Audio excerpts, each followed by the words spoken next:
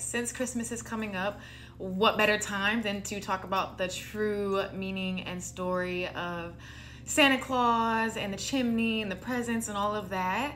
Let's get down to what it really means. So within our brain, we have a part in our brain called the Claustrum, right? Santa Claus, Claustrum. So the Claustrum is a thin like sheet layer located deep within the cerebral cortex. And in Latin, it means enclosure, I'm pretty sure.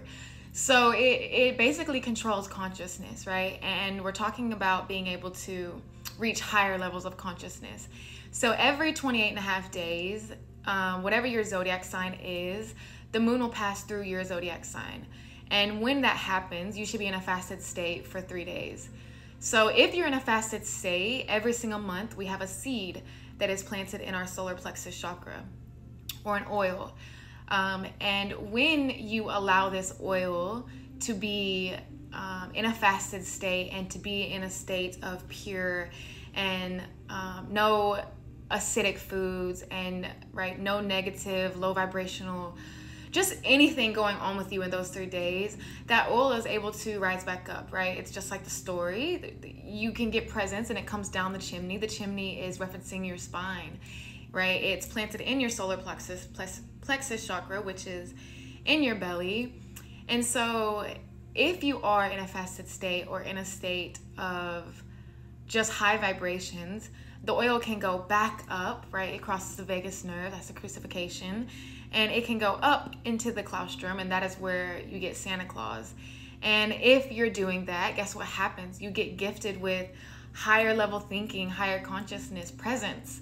That's what the story is really about. It's not about a real physical man. And I know all of these stories and these holidays, we always stray away from the true meaning and what it really means. And back in the ancient Egyptian times, they called the thalamus the light of the world. And, this is how they were able to stay alive for so long.